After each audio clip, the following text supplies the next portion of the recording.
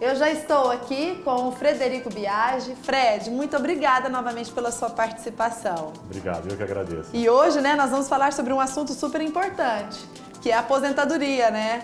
Me explica primeiro o que é previdência social, o que é previdência privada e quais são as diferenças e o que é que mais existe.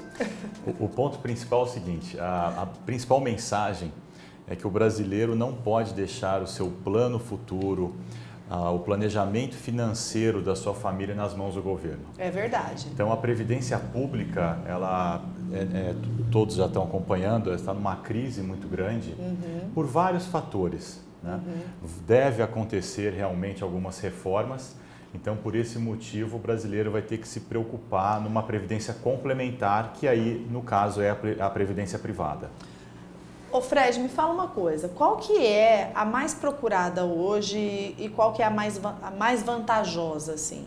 Porque são tantas as ofertas que tem, né? A previdência privada nada mais é do que um investimento financeiro que você faz para um projeto futuro. Né? É o deixar de fazer hoje para fazer mais amanhã. Dentro da previdência privada, nós temos dois tipos. O VGBL, que é a vida geradora, e o PGBL. Um você tem abatimento no imposto de renda e o outro você não tem. No final, ambos são idênticos. Tá?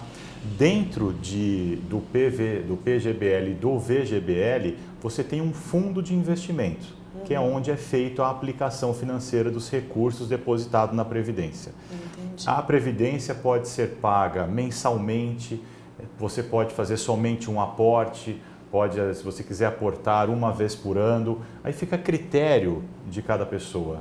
E você determina o quanto você espera retirar isso no futuro? Na verdade é uma projeção, né? Imagina que você vai fazer um depósito mensal.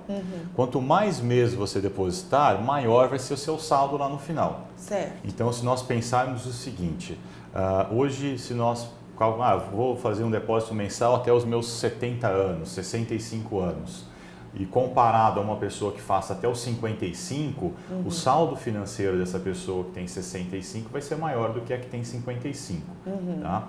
Então, por conta disso, quanto mais cedo você começar e por mais tempo você conseguir pagar a sua previdência privada, mais saldo financeiro você vai ter nela para ir lá você fazer o que bem entender. Né? Fred, para exemplificar melhor, quais são as dicas que você pode dar agora para os telespectadores que estão aí pensando em fazer a sua previdência privada e também dos seus filhos, né? Porque uma coisa é agora a pessoa se despertar numa idade já avançada e a outra é ela fazer realmente esse planejamento familiar. Sim. A dica é o seguinte, você sempre respeitar o seu perfil de investidor. Então você tem previdências que não tem fundos de investimento de previdência que não tem risco, como também tem fundos de investimento onde tem uma mescla.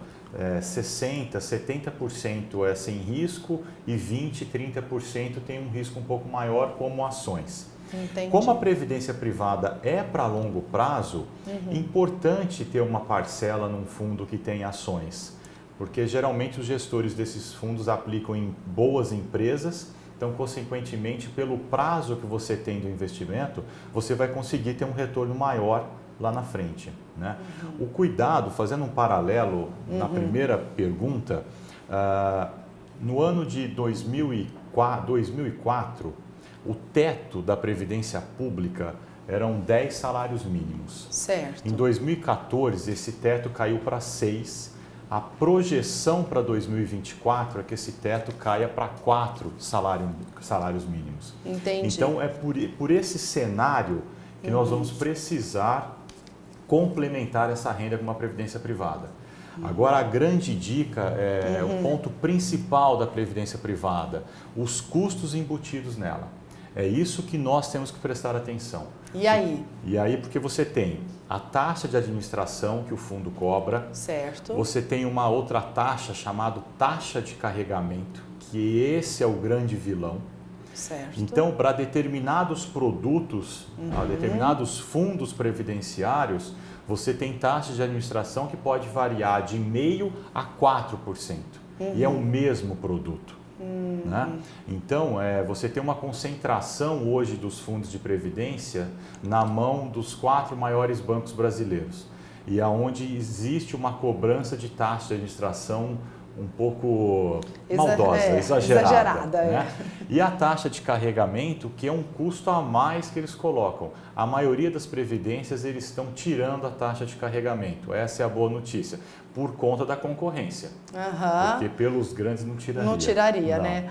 Ô Fred, existe algum lugar, algum órgão que as pessoas possam ter mais informações e decidir melhor que tipo de previdência fazer? Sim, você tem o site da SUSEP, a previdência privada, como é um investimento de futuro, o governo tem um cuidado, ele tem uma auditoria maior em cima disso. Todos os agentes financeiros, os bancos conhecidos, as grandes seguradoras, estão todas atreladas à SUSEP. No site da SUSEP você tem as informações, né? E nós também estamos à disposição para qualquer dúvida que a pessoa tenha da Previdência. Um outro detalhe importante, Previdência privada pode ser feito portabilidade. Imagina que você tem uma Previdência num banco X e ela não está boa, porque nós fazemos um estudo primeiro da sua Previdência, você portabiliza para um outro fundo de Previdência sem nenhum custo para o cliente. Como um celular, você sai de uma operadora e passa para outra operadora. A Previdência é a mesma coisa. Essa lei da concorrência e poder fazer isso, é claro que beneficia ainda mais a nós consumidores, né? Exatamente. Olha, Fred, muito obrigada pelas suas dicas. De nada. Pois é, cada vez mais a gente está vivendo mais e a gente quer viver melhor com mais qualidade. Então, o segredo, gente, para viver bem é planejamento, né, Fred? É isso mesmo, é isso mesmo. É com você, Lilian.